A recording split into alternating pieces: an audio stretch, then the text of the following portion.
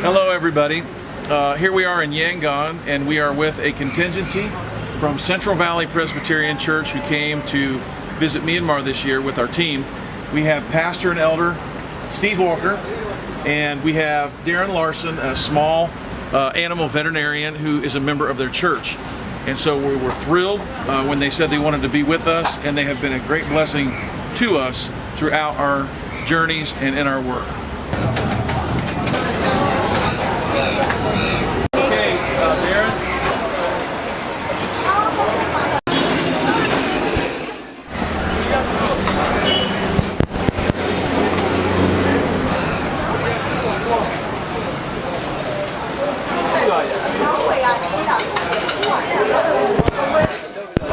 Okay, guys, missionary work is not all just hard work.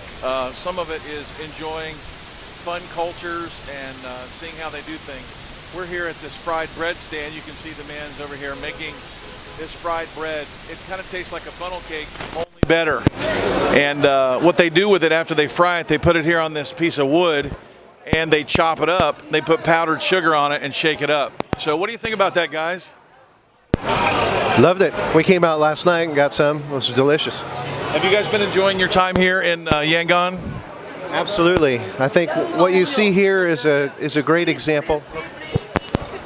We got to let the man work. That's we got to right. let him work.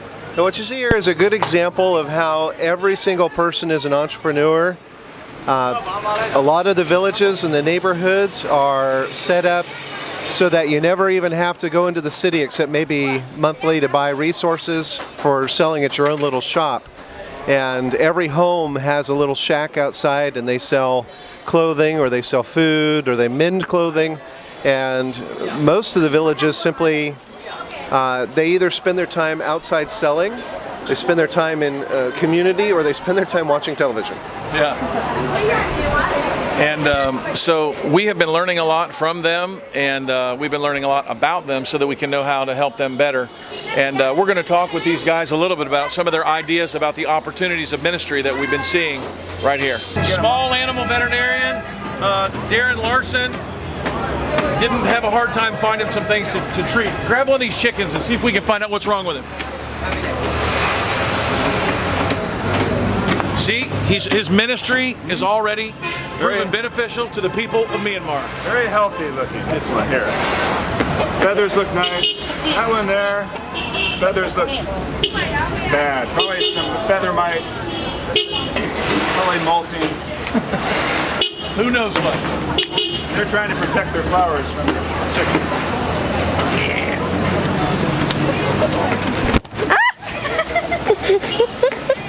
So, when you heard the name of the country, Myanmar, and your mind kind of went somewhere, you know, what was it like in your mind then in comparison to what you found when you got here?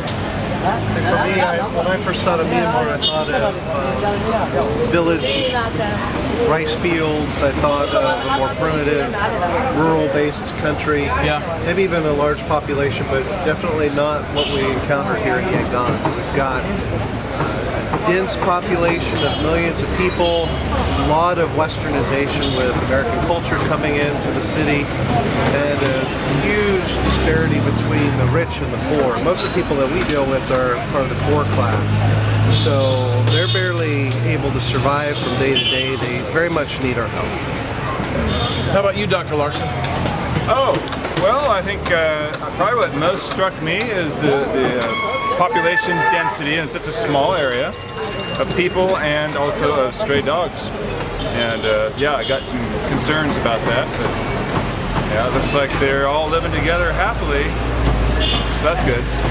What opportunities for ministry do you see here as you're walking around, things come to your mind, this is maybe what needs to be done here that maybe the Christian church might be able to offer? Yeah, I think one of the first things that we need to do is to help these families, especially the elders, families be able to survive from day to day. It's hard for them to focus on anything but just subsistence farming or making ends meet, and not a lot of time to think about learning about the scriptures, and even just pastoring a church. So we need to help them develop a way, maybe some income-producing business that they can be involved in.